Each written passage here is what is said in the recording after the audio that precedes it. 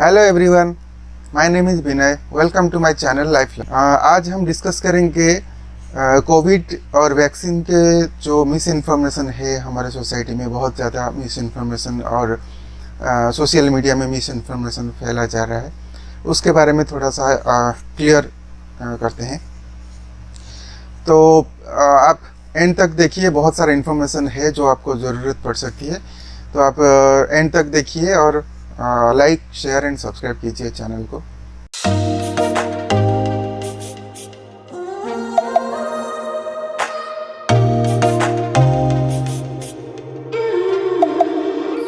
तो चलिए आज का वीडियो स्टार्ट करते हैं। पहले एक वीडियो देखते हैं जो कि यूट्यूब में अवेलेबल है, और ये सारे जो मैं दिखाने वाला हूँ आज, जितने भी इंफॉर्मेशन, सारे सबका लिंक डिस्क्रिप्शन बॉक्स में मिल जाएंगे। अगर आपको कोई भी डाउट या कोई भी क्वेरी है तो आप कमेंट सेक्शन में लिख के बता सकते हैं। अब शुरू करते हैं पहला एक वीडियो से जो अभी आया था कुछ दिन पहले। तो ये एक न्यूज़ वीडियो है जिसमें दिखाया जा रहा है कि कितने सारे लोग जो डिससेटिस्फाइड हैं वैक्सीन को लेके, और वो वैक्सीन लेना नहीं चाहते हैं क्योंकि उनके अपने वजह हैं, क्योंकि उनको पता चला है कि वैक्सीन लेने से कुछ प्रॉब्लम होता है, लोग मर जाते हैं। इस तरह का मिस इन्फॉर्मेशन फैलाया जा रहा है सोसाइटी में। तो ये उसके बारे में एक वीडियो है की दिक्कत के बारे में। वैक्सीन को लेकर एक दिक्कत अब भी बरकरार है, जिसकी चिंता प्रधानमंत्री नरेंद्र मोदी ने राष्ट्र के नाम संदेश में जाहिर की। लोगों में वैक्सीन को लेकर इतनी गलतफहमी भरी हुई है कि कहीं वैक्सीन लगवा नहीं रहे लोग तो कहीं टीका लगाने गए स्टाफ पर ही हमला कर देते हैं। वैक्सीन का वेस्टेज नहीं करना है जब तक कि उतने लोग ना हो जाए। उसी पे इन लोगों के साथ अभद्र व्यवहार करना, गाली करना, ये करना। पुलिस के आगे भपक भपक कर रोते ये हैं टीकाकरण अधिकारी रुद्रकांत सिंह।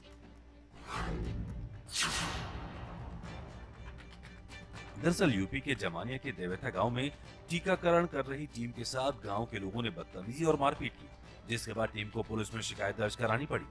हम लोग एक तो राष्ट्रीय कार्यक्रम कर रहे हैं, उसमें भी ये लोग हमसे व्यवहार हो रहा है। तो इसको सरकार की दायित्व है कि हम लोग की रक्षा करें।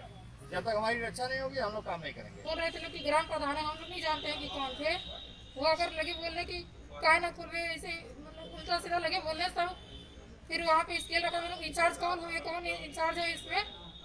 तो हमारे जो ड्राइवर साहब थे वहाँ बैठे हुए थे, उनको स्केल उठाकर मारने लगे, हम लोग का मोबाइल भी छीन लिए। वैक्सीन की बर्बादी रोकने के लिए लोगों को इंतजार करने को कहा तो लोग दबंगई पर उतर आए। ये टीकाकरण से जुड़े कर्मियों का वो सच है जिसका सामना उन्हें रोज करना पड़ता है।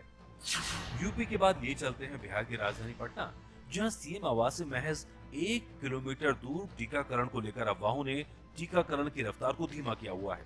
वैक्सीन लेंगे तो मर जाएंगे। तो वैक्सीन लेने से मर जाता है, आपसे किसने कह दिया? बहुत आदमी बोल रहा है। हम लोग ऐसा नहीं लेंगे, वैक्सीन लेंगे भी नहीं। हम लोग दिन रात धूपे में रहते थे, हम लोग को काम पूछा। हम लोग का कोरोना नहीं है, ये सब का ढकोसला सरकार घोषित कैले। भूखे आदमी मर रहा है तो बदनाम कर रहा है कि कोरोना से मर रहा है, कोरोना से मर रहा है। कोरोना तो है नहीं। इतना दिन फिर कहा कि 2 महीना की सरकार देंगे, फिर गला तो हम लोग के मिला है? नहीं मिला है। इसी गुस्से में सुई भी नहीं लेंगे। काली लेंगे, हम अपना भाग से मरेंगे चाहे जिएंगे। अगर आपको खुद को बचाना है, सरकार के सामने अपने सवाल रखने हैं, तो इसके लिए भी जरूरी है इन लोगों के लिए कि ये पहले खुद को सुरक्षित रखें। अगर जान बची रहेगी तभी राशन कार्ड का उपयोग भी कर पाएंगे। कल जाकर सुई लेंगे आप? कैमरे पर कहिए, कल जाकर हाँ ले लेंगे। शहरी इलाकों में नहीं, गाँव में भी बुरा हाल है। गाँवों में टीकाकरण एक्सप्रेस जाती तो रफ्तार से है, लेकिन भ्रम और अफवाहों से तरंग लौट आती है। लोगों में अफवाह है टीकाकरण से तबीयत बिगड़ती है और मौत भी हो सकती है। सब में ऐसा खौफ बैठ गया है कि टीका लेने से बुखार आ रहा है। तो ये एक वीडियो का एक पार्ट था जो कि जिसमें दिखाया जा रहा है कि बहुत सारे लोग वैक्सीन लेने से डर रहे हैं। उनको मन में ये डर है कि वैक्सीन लेने से बीमार पड़ जाएंगे या मर जाएंगे। तो इस तरह का जो इन्फॉर्मेशन है ये उनकी गलती नहीं है। ये लोग जानते नहीं हैं कि क्या क्या हो रहा है। ये लोग समझते नहीं हैं, साइंस को समझते नहीं है। तो इनके दिमाग में ये भर दिया जाता है, और बहुत सारे लोग हैं जो ये सब चीज़ों का फ़ायदा उठाते हैं। चलिए पहले बात करते हैं जो पहला मिस इन्फॉर्मेशन है कि वैक्सीन लेने से लोग मर जाएंगे या फिर बीमार पड़ जाएंगे। तो उसके बारे में थोड़ा सा बात करते हैं।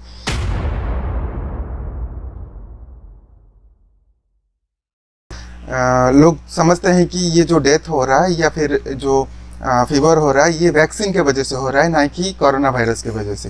पहले मैं ये बता दूं कि मैं ये सब चीज़ों के बारे में क्यों बोल रहा हूँ, मिस इन्फॉर्मेशन के बारे में क्यों बोल रहा हूँ और मैं ये इन्फॉर्मेशन कहाँ से ला रहा हूँ।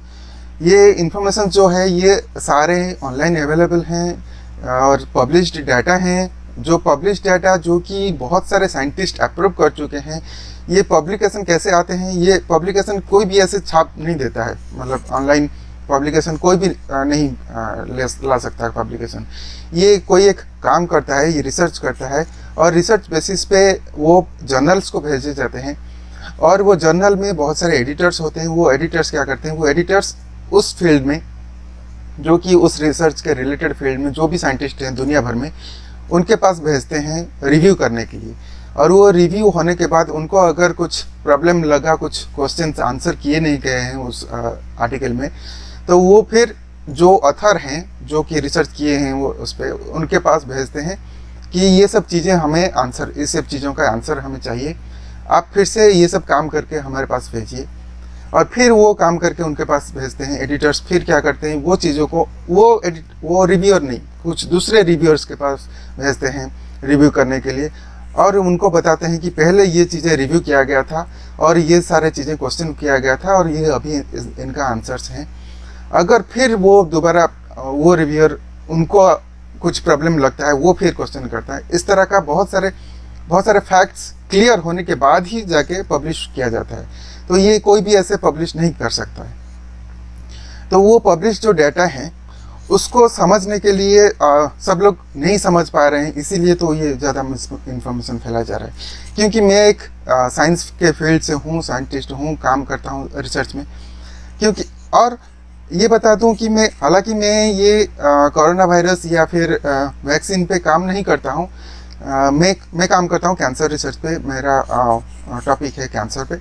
लेकिन ये सारे चीज़ें जो है ये बहुत ज़्यादा रिलेटेड है और ये मैं चीज़ें समझता हूँ। ये मैं पढ़ने के बाद अच्छे से समझ सकता हूँ, खुद से समझ सकता हूँ और दूसरों को समझा भी सकता हूँ।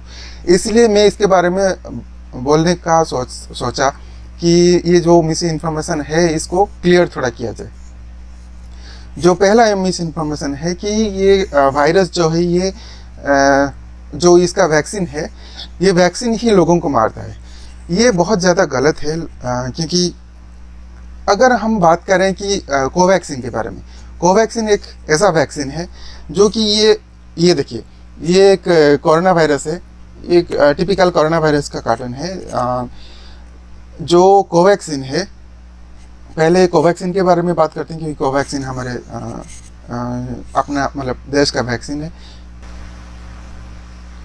ये जो कोवैक्सीन है, ये कोवैक्सीन में क्या किया जाता है, जो ओरिजिनल कोरोना वायरस है उसी कोरोना वायरस को लिया जाता है। पहले ये मैं बता दूं, जो वैक्सीन है ये एक आपको नेचुरल प्रोटेक्शन देता है एक इन्फेक्शन के अगेंस्ट में। तो ये कोई मतलब मेडिसिन नहीं है, ये हेल्थी लोगों को ही दिया जाता है। आप बीमार पड़ने के बाद ये वैक्सीन नहीं ले सकते, कोई फ़ायदा नहीं है बीमार होने के बाद वैक्सीन लेने का। तो नेचुरली क्या होता है, जब ये एक वायरस आपको बॉडी में इन्फेक्ट करता है तो इन्फेक्शन होने के बाद आपके बॉडी में ये क्या करता है, इन्फेक्शन होने के बाद आपके बॉडी इसको रिजेक्ट करता है या फिर आपके बॉडी में इसके अगेंस्ट में रेजिस्टेंस पैदा होता है। ये नेचुरल होता है। तो अभी वैक्सीन में क्या किया जाता है, सपोज ये कोवैक्सीन के सिचुएशन में क्या किया जाता है, इसी वायरस को लिया गया, इसी वायरस को इनएक्टिवेट किया गया, मतलब इसको मार दिया गया। लेकिन इसका जो स्ट्रक्चर है, इसका जो ये सब चीज़ें हैं, जो ये सारे स्पाइक प्रोटीन है, ये सारे चीज़ें ये ऐसे ही रहेंगे। जैसे कि मान लो कि ये एक डेड बॉडी है, कोरोना वायरस का डेड बॉडी है। इसी डेड बॉडी को लेके हमारे बॉडी में इंजेक्ट किया गया, ताकि हमारे बॉडी को ये नहीं पता है, हमारा जो इम्यून सिस्टम है उसको ये नहीं पता है कि ये डेड बॉडी है कि ये लाइव वायरस है। लेकिन हमारे बॉडी को लगेगा कि ये लाइव है। तो हमारे बॉडी क्या करेगा, इसके अगेंस्ट, हमारा जो इम्यून सिस्टम है इसके अगेंस्ट में रेजिस्टेंस पैदा कर देगा, मतलब हमारे इसके अगेंस्ट में एंटीबॉडी पैदा कर देगा, करके रखेगा।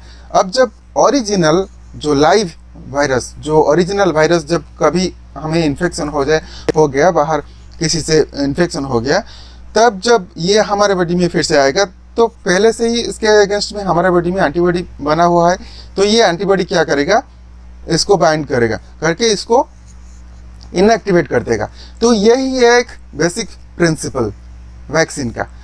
तो अब बताइए इसमें कौन सा पार्ट है जो आपको मार डालेगा? ये जो कोरोना वायरस है ये तो मर चुका है, ये आपके बॉडी में ग्रो नहीं कर पाएगा, तो ये कैसे मार सकता है आपको? ये नहीं मार सकता।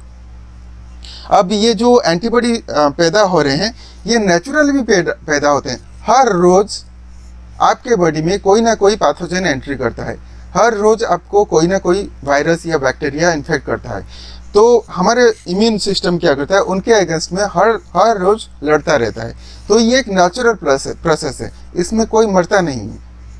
तो ये गया फीवर, और क्योंकि ये एक वैक्सीन है, ये एक इम्यूनाइजेशन प्रोसेस है, तो आप बचपन से सुने होंगे कि जब भी कोई वैक्सीन लेता है थोड़ा बहुत एलर्जिक रिएक्शन होता है, तो उसके वजह से थोड़ा बहुत फीवर होता है। तो उसके वजह से ये नहीं है कि कोई मर जाता है।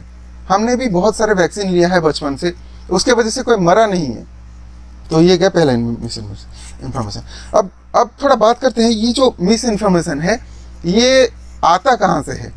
तो कुछ दिन पहले मेरे पास एक ऐसा वीडियो आया था, मिस इन्फॉर्मेशन वाला वीडियो व्हाट्सएप में फॉरवर्ड हुआ था, तो मुझे वो बहुत डिस्टर्ब किया। तो मैं सोचा कि मैं इसके बारे में कुछ वीडियो बनाता हूँ जो लोगों के पास पहुँचे।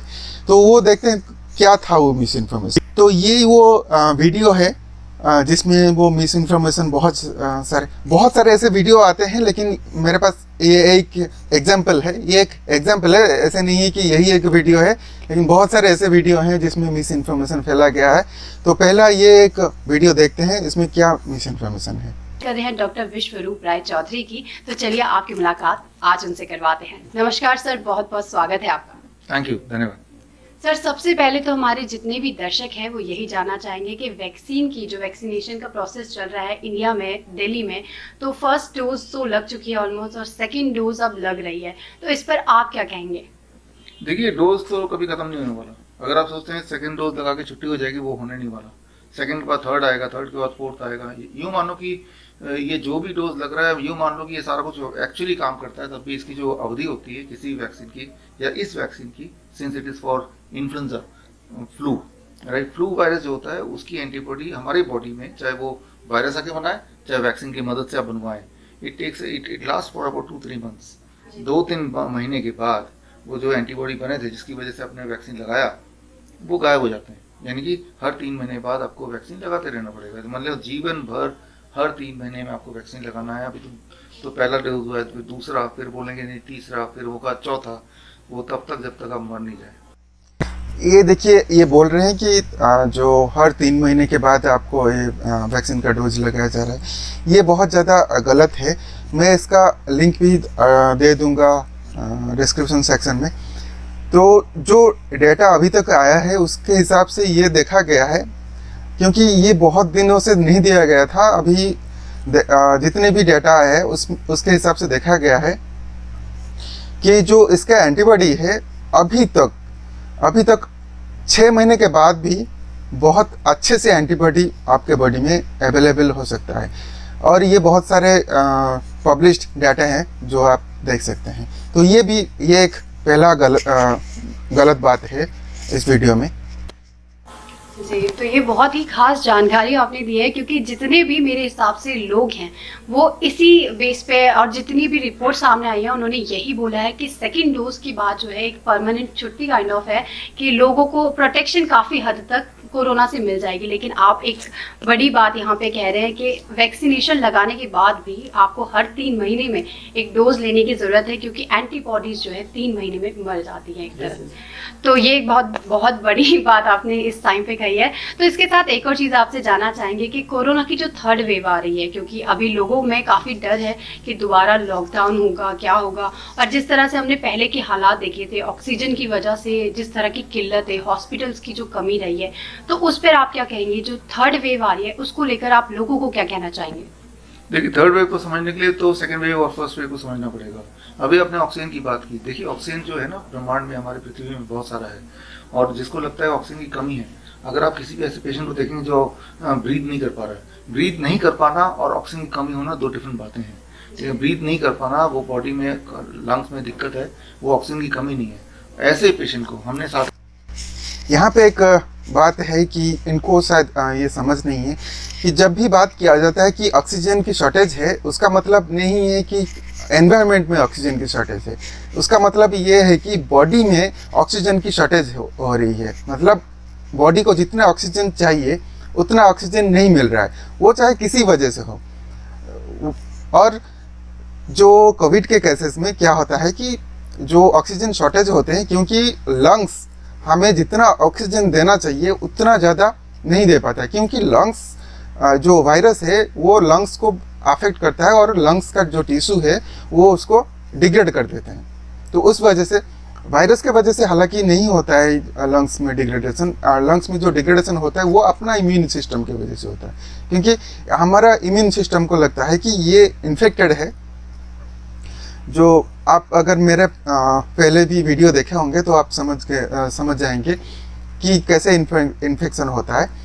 तो ये क्या होता है, जो वायरस है वो वायरस क्या करता है, हमारे लंग्स में जो टिश्यू है वो उसको इन्फेक्ट करता है।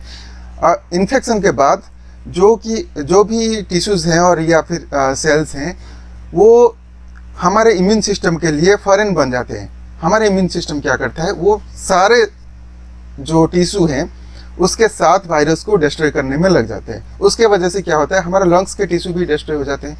लंग्स के टिश्यू डिस्ट्रॉय होने की वजह से जो ऑक्सीजन जो हमारे लंग्स में जो ट्रांसपोर्ट होते हैं या फिर लंग्स के थ्रू जो हमारे ब्लड में जाते हैं वो उतना ज़्यादा एफिशिएंटली नहीं जा पाते हैं। उसके वजह से हमारे बॉडी में ऑक्सीजन शॉर्टेज हो जाता है।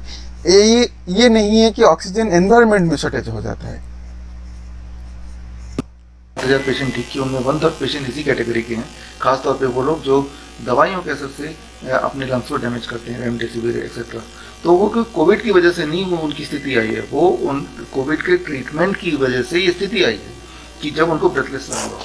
जब भी कभी ब्रेथलेसनेस होता है, बड़ी सिंपल है, जैसे मैं बैठा हूँ ऐसे करके तो ब्रेथलेसनेस बढ़ जाएगी ऐसे पेशेंट की। लेकिन अगर मैं अभी झुक जाऊँ लाइक दिस, जैसे आप देख रहे हैं मुझे, ये जो स्थिति है ना, heart is not pressuring the lungs, तो मेरी जो लंग कैपेसिटी 20% बढ़ जाएगी। और ऐसा करते ही जितने भी लोग हैं जिनको ऑक्सीजन की ज़रूरत महसूस हो रही थी, उनमें से किसी को भी महसूस नहीं होगी ऑक्सीजन की ज़रूरत। सिर्फ इतना सा फर्क है, that is the science, right. या थोड़ा और झुक जाओ, या फिर आप प्रोन पोजीशन में लेट जाओ। लेटना मतलब पेट के बल लेट जाओ। तो ऑक्सीजन की कमी नहीं थी, ऐसा दिखाया गया था। अगर ये चीज़ इतना आसान होता तो डॉक्टर्स क्या बेवकूफ़ हैं? अगर ये चीज़ इतना सिंपल होता कि सिर्फ झुक जाने से या लेट जाने से ऑक्सीजन नॉर्मल हो जाता है तो ऑक्सीजन सिलेंडर की ज़रूरत ही नहीं पड़ती। पूरा दुनिया भर में सब देश इसी पे लगे हुए थे कि कितना ज़्यादा ऑक्सीजन सिलेंडर कहाँ पे पहुँचाया जाए। या फिर जो सेकेंड वेव में आया था, सारे देश, सारे वर्ल्ड से बहुत सारे देश ऐसे थे जो कि इंडिया में ऑक्सीजन सिलेंडर, ऑक्सीजन कंसंट्रेटर भेज रहे थे। तो उनको ये समझ नहीं थी कि ये सिर्फ लेट जाने से या कुछ पोजीशन चेंज कर देने से ऑक्सीजन नॉर्मल हो जाता है। सिर्फ इन्हीं को अगर इनके पास इतना ज़्यादा इन्फॉर्मेशन था तो ये पब्लिश क्यों नहीं किए, राइट। रात दिन की पेशेंट को बताएं कि आप ये पोस्चर में आ जाओ, पेशेंट को ना बता के उल्टा पेशेंट को आप देख रहे हो हॉस्पिटल में कैसे लेटे थे, बिल्कुल ऐसे। ये जो पीठ के पोजीशन पे लेटते हैं इससे ब्रेथलेसनेस बढ़ जाती है, पेट के पोजीशन लेटते हैं ब्रेथलेसनेस घट जाती है। ये सिंपल साइंस। तो ऐसे पेशेंट को सही रास्ता दिखाना चाहिए था, रात दिन ये बोल के कि आप तो ऑक्सीजन सिलेंडर से ही आप बचोगे। अगर ऑक्सीजन सिलेंडर से बचते हैं, जिन लोगों को मिला क्या वो बच गए? आज से पहले भी क्या लोग मरते नहीं थे? तो मैं ये बोलना चाह रहा हूँ, ये तो बहाना है ऑक्सीजन सिलेंडर का।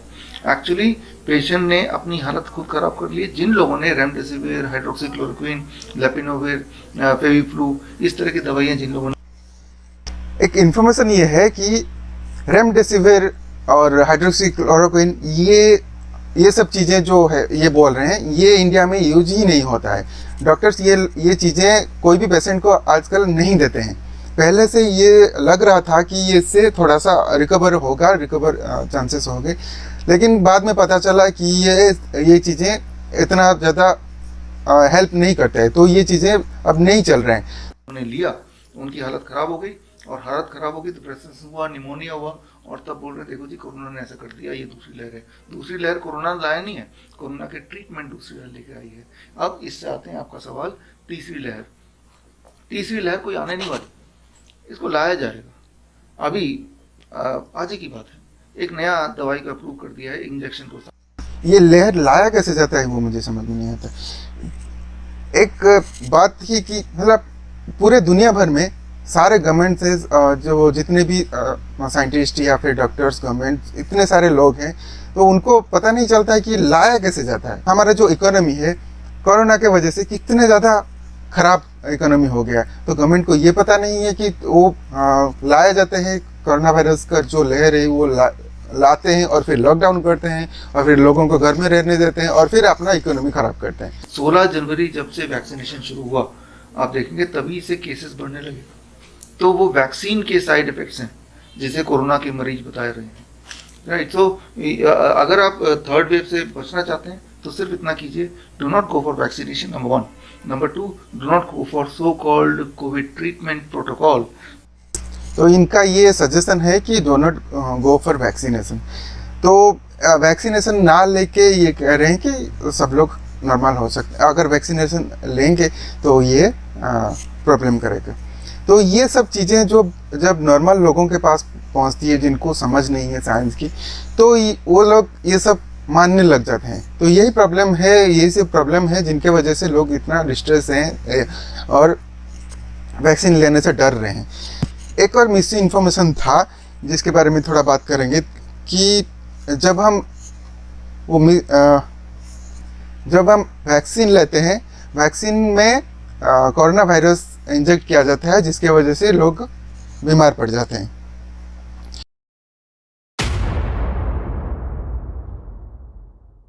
अगर वैक्सीन में कोरोना वायरस या वायरस इंजेक्ट किया जाता है तो वो डेड वायरस है, या फिर जैसे कि मैंने पहले बताया था कोवैक्सीन के केस में ये डेड वायरस है, ये आपके बॉडी में ग्रो नहीं कर पाएगा। या फिर हम अगर कोविशील्ड की बात करें, कोविशील्ड में भी क्या होता है, कोविशील्ड में भी वायरस यूज किया जाता है। वो एक अलग तरह का वायरस है जो कि एडेनो वायरस है। अगर मेरा वीडियो देखे होंगे तो आप समझ गए होंगे कि ये एक एडेनो वायरस है जिसका डीएनए डबल स्ट्रैंड है। इसमें ये डीएनए को, ये वायरस भी आपके बॉडी में ग्रो नहीं कर पाएगा, ये सिर्फ आपके बॉडी में जाएगा और ये डीएनए को इंजेक्ट करेगा जो स्पाइक प्रोटीन का डीएनए को कंटेन किया होगा, और ये स्पाइक प्रोटीन जाके आपके बॉडी में इम्यूनिटी क्रिएट करेगा। यही है, ये भी आपके बॉडी में ग्रो नहीं कर पाएगा। कोई भी वैक्सीन आपके बॉडी में ग्रो नहीं करता है, जो भी अभी अवेलेबल है कोरोना वायरस के, आपके बॉडी में ग्रो नहीं करता है। ये एक मिस इन्फॉर्मेशन है कि फैलाया जा रहा है कि वायरस जो वैक्सीन में होता है वो जाके आपके बॉडी में आपको बीमार। चलिए और क्या बोल रहे हैं ये देखते हैं। जो भी कोविड के नाम पे जो ट्रीटमेंट है वो बड़ा डेडली ट्रीटमेंट है, उससे बचिए। ये एक साधारण फ्लू है, रेस्ट लेंगे, अपने आप को हाइड्रेट करेंगे, सिट्रस फ्रूट लेंगे। जी नहीं, ये एक साधारण फ्लू नहीं है। बहुत पहले भी प्रूव किया गया है कि ये साधारण फ्लू नहीं है। ये फ्लू से कई ज़्यादा इन्फेक्टिव है और कई ज़्यादा इन्फेक्शन रेट है, और या फिर जो डेथ रेट है फ्लू से कई ज़्यादा है। कोकोनट वाटर लेंगे, ठीक हो जाएगा। हमने तो ठीक किया, हमारे कोविड सेंटर में तो कोई ना तो डेथ हुई ना किसी को दवा की ज़रूरत पड़ी। इवन जिन लोगों ने दूसरे हॉस्पिटल से रेफर किए गए थे, those who were suffering from the side effects of those deadly medicine, वो भी ठीक हो गए। तो ठीक होना मुश्किल नहीं है, सब्जेक्ट टू द कंडीशन कि ये जो ठीक होना ठीक नहीं होना। मैं ये बताता हूँ कि जो कोरोना वायरस के पेशेंट हैं वो वैसे भी ठीक हो जाते हैं। 80-90% के कोरोना वायरस पेशेंट वो कुछ ना करके, कुछ मेडिसिन ना लेके भी वो वैसे भी ठीक हो जाते हैं। प्रॉब्लम उन लोगों को होता है जो पहले से ही कुछ उनके बॉडी में कुछ प्रॉब्लम है, जैसे कि हाई ब्लड प्रेशर हुआ या फिर डायबिटीज़ या फिर कुछ और प्रॉब्लम्स पहले से ही जिनको है, या फिर बहुत ज़्यादा एजेड लोग हैं उनको ही प्रॉब्लम होता है। नॉर्मल लोग बहुत अफेक्टेड नहीं होते हैं, नॉर्मल लोग वैसे ही ठीक हो जाते हैं। जो नए एक्सपेरिमेंटल दवाइयाँ हैं इनसे आपको बच के रहना है। तो ये बहुत खास बात बोली है कि जितनी भी एक्सपेरिमेंटल दवाइयाँ आ रही हैं, क्योंकि जो आम जनता है वो वही करेगी जो चीज़ उनको बताई जाएगी कि इस तरीके से आप बच सकते हैं। तो आपका कहना ये है, अगर आप कोरोना वायरस का डेथ रेट देखेंगे ये आसपास 1% के आसपास है, और ये जो एजेड लोग हैं या फिर जो पहले से बीमार लोग हैं इनको अगर देखा जाए तो इनका थोड़ा सा बढ़ के 10% के आसपास होता है कि वैक्सीनेशन लेना ही आपको बीमार करेगा। That is true.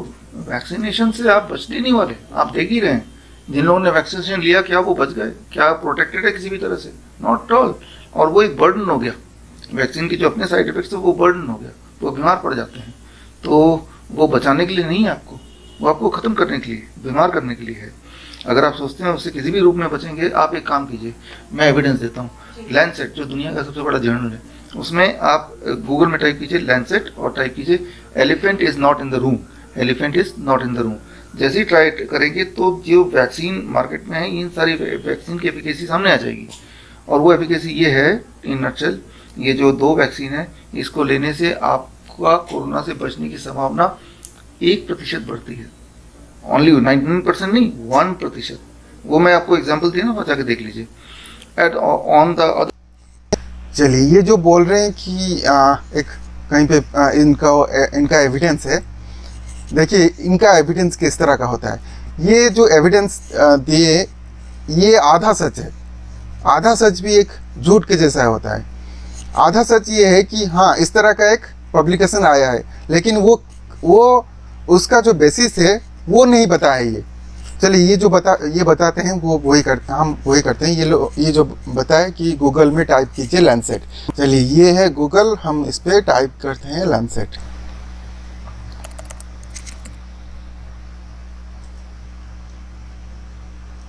और ये लैंसेट में हम देखते हैं कि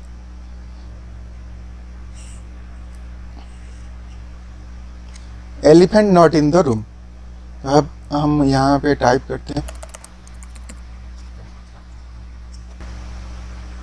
चलिए ये देखते हैं elephant not in the room. तो ये जो बात कर रहे हैं इसके बारे में बात कर रहे हैं, ये जो पब्लिकेशन है इसके बारे में बात कर रहे हैं। तो हम इसको डाउनलोड कर लेते हैं, करके अभी देखते हैं इसमें क्या है। चलिए ये डाउनलोडेड है elephant not in the room. अब ये लैंसेट से है, ये देखिए लैंसेट से है। अब जो ये बात कर रहे हैं 1% या 1 जो परसेंटेज है वो ये है। देखिए ये इसका जो ओरिजिनल एफिकेसी है, जो वैक्सीन का एफिकेसी दिखाया जाता है वो 2 तरह का दिखाया जाता है। पहला है कि रिलेटिव रिस्क रिडक्शन, जो कि RRR, जो है कि मॉडर्ना या फिर फाइजर या फिर जो एस्ट्राजेनिका है, इसका जो एस्ट्राजेनिका वैक्सीन है जो कि हमारा कोविशील्ड है वो है 67%। अब जो ये बोल रहे हैं कि 1% वो किस तरह का है 1%,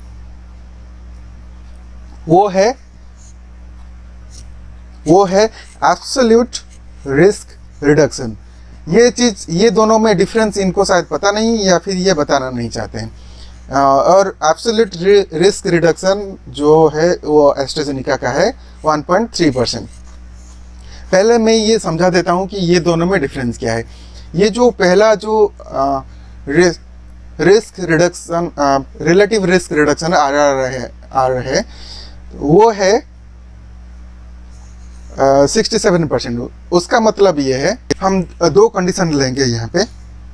एक कंट्रोल्ड है,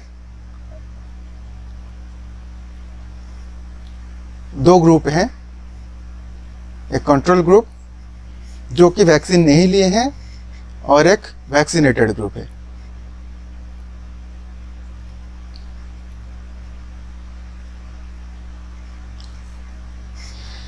अब कंट्रोल ग्रुप या फिर वैक्सीनेटेड ग्रुप दोनों में 10,000 लोगों को, सपोज हम 10,000 के आसपास लोगों को वैक्सीनेट किया गया।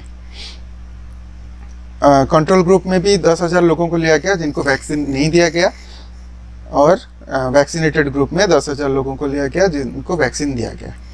अब कुछ दिन के बाद पता चला कि ये जो कंट्रोल ग्रुप है इनमें से 100 लोगों को इन्फेक्शन हुआ है। तो ये 100 में से 100 लोगों को इन्फेक्शन हो गया। अब वैक्सीनेटेड ग्रुप में ये पता चला कि सिर्फ 5 लोगों को इन्फेक्शन हुआ है।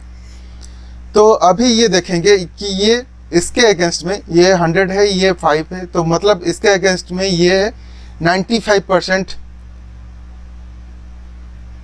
लोगों में ये 100 और ये 5 95% लोगों में इन्फेक्शन नहीं हुआ। तो मतलब इसका एफिकेसी हुआ 95%। अब जो ये जो परसेंटेज है ये रिलेटिव रिस्क रिडक्शन है, जो कि जो कोविशील्ड है उसके 67% है।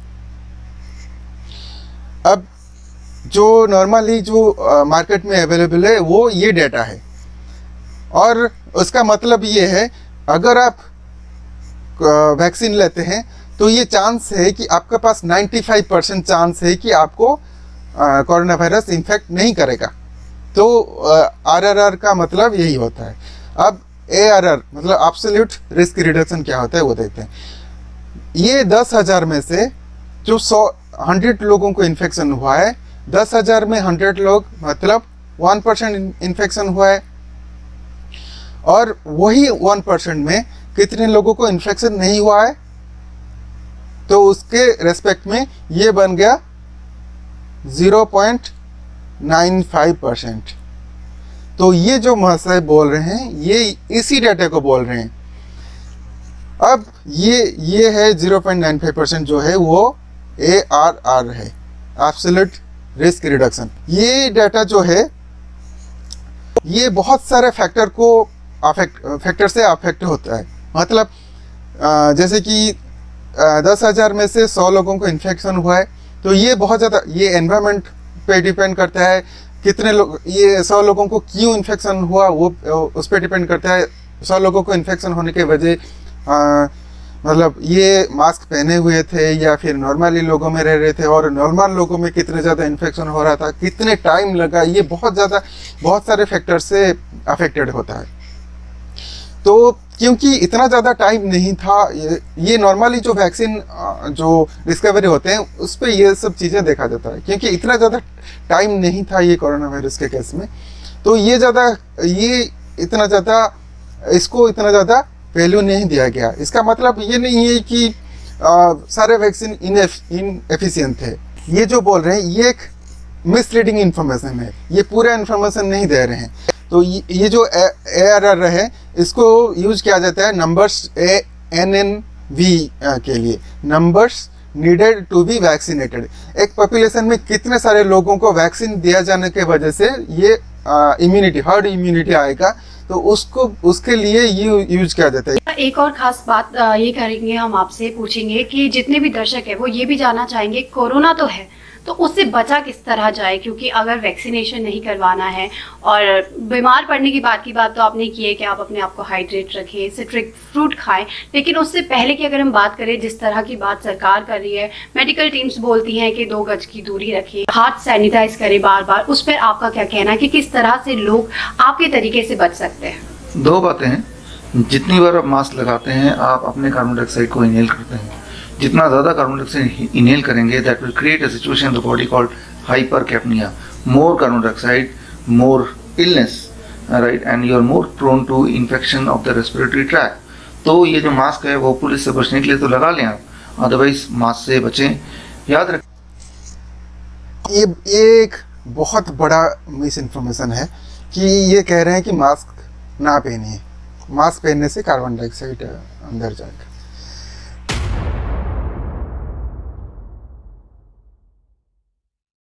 मास्क का जो पोर साइज है वो इतना बड़ा है कि ऑक्सीजन या फिर कार्बन डाइऑक्साइड को अंदर बाहर जाने में कोई प्रॉब्लम नहीं होता है। तो ये एक मिस इन्फॉर्मेशन है। तो बात करें आयुष मिनिस्ट्री की, तो उन्होंने आपकी एनआईसी की जो प्रोटोकॉल है उसको बताया है कि वो उसको एक्सेप्ट नहीं करती है, क्योंकि एक रूमर्स जो है पहले बहुत ज़्यादा स्प्रेड हो रही थी कि आपके जो प्रोटोकॉल्स है वो आयुष मिनिस्ट्री से पास कर दिए गए हैं। तो इस पर आप क्या कहना चाहेंगे इस बार? पहले मैं बता दूं कि ये एक प्रोटोकॉल ऐसे कुछ बनाए हैं, ये अपने हिसाब से बनाए हैं। अगर मैं ये बता दूं कि अगर इनके पास इतना इन्फॉर्मेशन है, ये पब्लिश क्यों नहीं करते, लोगों को दिखाते क्यों नहीं, ये जो इनका जो एविडेंस है। और ये जो प्रोटोकॉल एक बनाए हैं कोविड पेशेंट को ट्रीट करने के लिए, पहले तो ये कोविड है ये मानते नहीं है, लेकिन मैंने जैसे बताया कि 90% लोग वैसे ही ठीक हो जाते हैं, तो उनको ये दोबारा ठीक कर रहे हैं, ये ऐसे बता रहे हैं। तो इनके हिसाब से एक प्रोटोकॉल बनाए हैं जो कि इनका कहना है कि ये आयुष जो हमारा डिपार्टमेंट है वो इनका प्रोटोकॉल को अप्रूव किया है। और ये क्या कह रहे हैं वो देखते हैं। देखिए, रूमर तो ये है कि वो एक्सेप्ट नहीं करती है, रूमर खुद ही उन्होंने फैलाया है। और सच्चाई तो ये है कि आयुष मिनिस्ट्री का एक डिपार्टमेंट है called NIN Ayush ministry, national institute of naturopathy. तो उन्होंने हमारे कोविड सेंटर में आके हमारे प्रोटोकॉल पे पेशेंट को देखा, उन्होंने ऑब्जर्वेशन स्टडी किया और उन 101 पेशेंट्स पे, और स्टडी करने के बाद उसका रिपोर्ट सबमिट किया। और उस रिपोर्ट की कॉपी अगर आपको देखना है तो vishwaroop.com/ayush में जाएंगे तो उनकी जो रिपोर्ट है जो उन्होंने हमें भेजी 20 जुलाई को, वो रिपोर्ट आपको पूरी मिल जाएगी उन्हीं। चलिए, ये जो बोल रहे हैं कि इनका रिपोर्ट है एक, वो भी थोड़ा देख। ये देखिए जो इन्होंने बोला कि जो रिपोर्ट बोला, तो उनका जो वेबसाइट है उसमें देखते हैं। ये है उनका रिपोर्ट। तो ये इन्होंने क्या किया है, जो ईमेल आयुष ने, इनका कहने के हिसाब से जो ईमेल इनको आयुष ने भेजा है वो यहाँ पे है। तो ये जीमेल का है जो कॉपी है। तो इसमें ये कितना फेक जीमेल दिखाए हैं। ये जो चीज़ें हैं, ये चीज़ों को ऐसे रखा गया है, लेकिन ये सब चीज़ें जो लिखा गया है ये इसको बाद में टाइप किया गया है, ये पहले नहीं था। और ये जो लोगो है नेशनल इंस्टीट्यूट ऑफ नेचुरोपैथी का, ये देखिए ये कितना क्लियर है इनका जो टाइप किया गया है, और ये कितना हैजी है। एक और चीज़ देखिए, जो ये बता रहे हैं कि ये वाला जो आयुष ने या फिर जो NIN पुणे इनको भेजा है, इसको कैसे मैनिपुलेट किया है। मैंने भी इस तरह का एक जीमेल को सेम टाइप का मैंने बनाया, प्रिंट किया और कंपेयर कीजिए। ये मेरा जीमेल है जो कि ये मेरा लाइफलर का जीमेल है। तो ये देखिए जीमेल जो लोगो है यहाँ पे किस तरह का है, यहाँ पे कैसे स्ट्रेच किया गया है। तो आप इसका डिफरेंस समझ में आ रहा होगा, ये कितना ज़्यादा स्ट्रेच्ड है।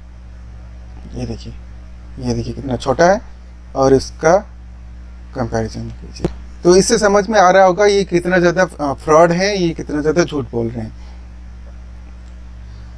एक और चीज़ है जो कि आयुष ने उसके बाद रिलीज किया था, इनके जो क्लेम के बाद रिलीज किया था, वो भी दिखाता हूँ कि आयुष ने देखिए ये किस तरह का जो स्टेटमेंट निकाले थे।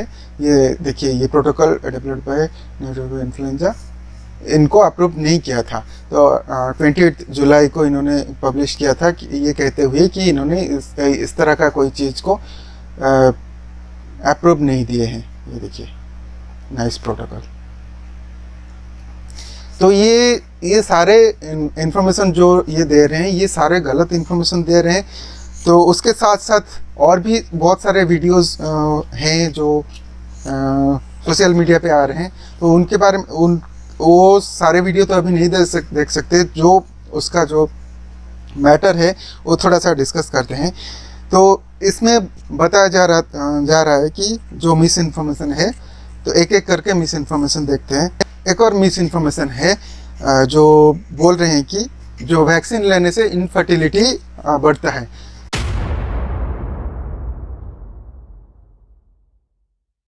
इस तरह का कोई भी इंफॉर्मेशन नहीं है, ये एक गलत चीज़ है। वैक्सीन लेने से कोई इनफर्टिलिटी नहीं होता है, ये नॉर्मल वैक्सीन है। वैक्सीन लेने से कहा जा रहा है कि मेंस्ट्रुअल साइकिल जो है वो अफेक्टेड होता है।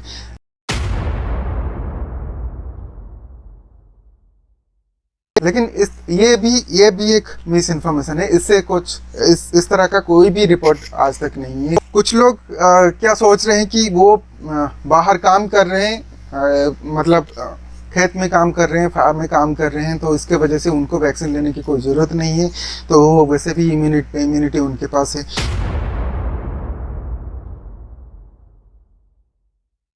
ये बहुत ज़्यादा गलत है, क्योंकि आपके पास इम्यूनिटी है नहीं ये पता नहीं है, लेकिन आप अगर वैक्सीन लेंगे तो ये कंफर्म है कि आपके पास इम्यूनिटी डेवलप हो जाता है। तो इसके वजह से आपको वैक्सीन लेना बहुत ज़रूरी है। और ये एक मिस इन्फॉर्मेशन है कि वैक्सीन में कुछ पॉइजन डाल रहे हैं।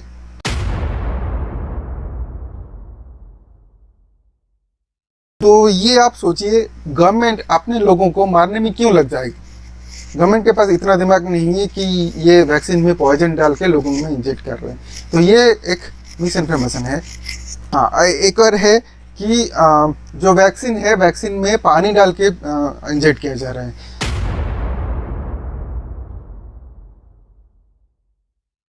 डिसाइड कीजिए कोई एक चीज़ पे रहने के लिए, या तो पॉइजन डाल रहे हैं या फिर पानी डाल रहे हैं। पॉइजन अगर डाल रहे हैं, कोई अगर आपको मारने की कोशिश करेगा, वो पानी डाल के क्यों आपको इंजेक्ट करेगा? तो ये एक मतलब ये कॉन्ट्राडिक्टरी मिस इन्फॉर्मेशन है। इस तरह का कई सारे मिस इन्फॉर्मेशन है। एक और मिस इन्फॉर्मेशन है जो मेरे पास आया था कि वैक्सीन में जो गाय का सीरम होता है,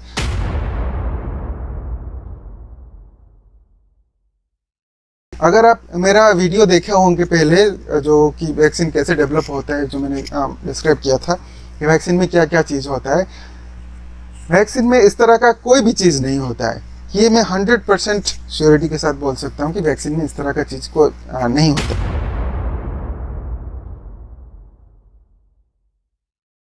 तो जो बताया जा रहा था कि कोरोना वायरस इतना छोटा है, वो मास्क से बाहर आ जाता है, तो मैं उसके बारे में एक मिसकंसेप्शन थोड़ा सा दूर कर देता हूँ। जो कोरोना वायरस है वो बहुत छोटा है हालांकि, लेकिन कोरोना वायरस वैसे ही स्प्रेड नहीं होता है, वो ड्रॉपलेट के थ्रू स्प्रेड होता है। ये देखिए यहाँ पे जो ड्रॉपलेट है, ये एक ड्रॉपलेट है जो जिसके अंदर बहुत सारे कोरोना वायरस रह सकते हैं, और ये ही ड्रॉपलेट स्प्रेड होता है। कोरोना वायरस वैसे ही स्प्रेड नहीं होता है, और ये ड्रॉपलेट बहुत बड़ा है। और ये जो ड्रॉपलेट है, आप मास्क पहनने के वजह से ये ड्रॉपलेट जो जितने सारे आते हैं वो कम हो जाते हैं। ये देखिए यहाँ पे जो ड्रॉपलेट हैं, देखिए बहुत सारे ड्रॉपलेट्स हैं, बड़े ड्रॉपलेट्स हैं, छोटे ड्रॉपलेट्स हैं। ये जो बड़े ड्रॉपलेट्स हैं ये ज़्यादा दूर नहीं जा पाते हैं, जो जाते हैं वो छोटे ड्रॉपलेट्स से जाते हैं। अगर आप मास्क पहने हुए हैं, ये ड्रॉपलेट्स कम हो जाते हैं। अगर दो लोग मास्क पहने हुए जो इन्फेक्टेड हुए हैं और जो नहीं हुए हैं, दोनों मास्क पहने हुए हैं, यहाँ से भी ड्रॉपलेट्स कम हो जाएंगे और इनके अंदर ड्रॉपलेट्स भी कम जाएंगे। तो ये एक तरीका है। और एक है कि ये ड्रॉपलेट्स 2 मीटर से ज़्यादा स्प्रेड नहीं होते हैं। तो अगर आप डिस्टेंस मेंटेन कर रहे हैं, जो बहुत ज़्यादा डिस्टेंस है, तो ये कम हो जाते हैं, यहाँ पे बहुत कम पहुँचते हैं। तो जितना कम ड्रॉपलेट्स दूसरे लोगों के पास पहुँचेंगे, उतना ज़्यादा कम इन्फेक्शन होंगे। तो इसको लेके एक स्टडी हुआ था जो कि मैं यहाँ पे दिखा दूँ।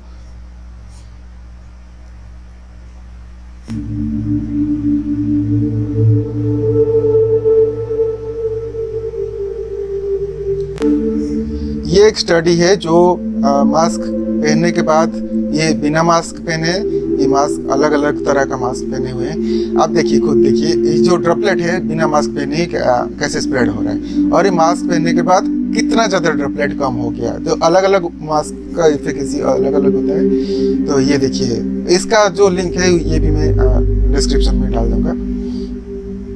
तो आप खुद ही देखिए कितना काम हो रहा है ये नॉर्मल बात करने में।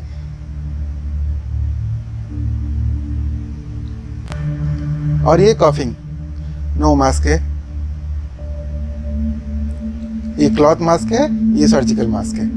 ये देखिए कितना कॉफिंग के टाइम पे भी कितना ज्यादा कम हो गया जो ड्रॉपलेट स्प्रेड होना।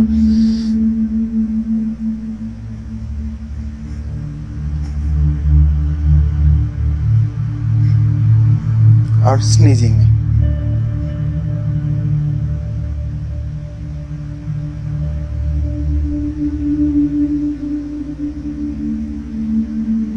कितना ज्यादा, ये क्लॉथ मास्क भी कितना ज्यादा रिड्यूस करता है, लेकिन जो सर्जिकल मास्क है ये कितना ज्यादा इफेक्टिवली इसको रिड्यूस करने में हेल्प करता है। तो आप खुद ही बताइए ये इफेक्टिव है कि नहीं। ये तो क्लियरली दिख रहा है कि ये तो इस तरह का बहुत सारे मिस इन्फॉर्मेशन सोसाइटी में फैला जा रहा है या फिर सोशल मीडिया में फैलाया जा रहा है। जो लोग समझते नहीं है सब चीज़ों को वो लोग इसको मान लेते हैं। तो उन लोगों से मेरा ये रिक्वेस्ट है, अगर आपके पास कोई भी ऐसा मिस इन्फॉर्मेशन आ रहा है फॉरवर्ड होके या फिर सोशल मीडिया में आप देख रहे हैं, तो मेरा ये रिक्वेस्ट है जो भी आपको फॉरवर्ड कर रहा है आप उन्हीं से पूछिए कि उनके पास कितना ज़्यादा कॉन्फिडेंस है या फिर कितना ज़्यादा इन्फॉर्मेशन है कि वो सच है। तो आप अगर इस तरह का उनसे क्वेश्चन पूछेंगे, आप किसी और को फॉरवर्ड करने से पहले अगर इस तरह का क्वेश्चन पूछेंगे, ये मिस इन्फॉर्मेशन बहुत कम हो जाएगा। अगर आपके पास इस तरह का कुछ मिस इन्फॉर्मेशन आता है या फिर आपको समझ में नहीं आता है, आप चाहें तो इसका इन्फॉर्मेशन मेरे ईमेल में भेज सकते हैं या फिर कमेंट सेक्शन में डाल सकते हैं। मैं हमेशा कोशिश करूंगा कि आपके पास सही इन्फॉर्मेशन पहुंचे या फिर कोई जो मिस इन्फॉर्मेशन है उसको डिकोड करने की कोशिश करूंगा और आपके पास सबके पास सही इन्फॉर्मेशन पहुंचाने के लिए कोशिश करूंगा। Thank you for watching my video. Bye bye.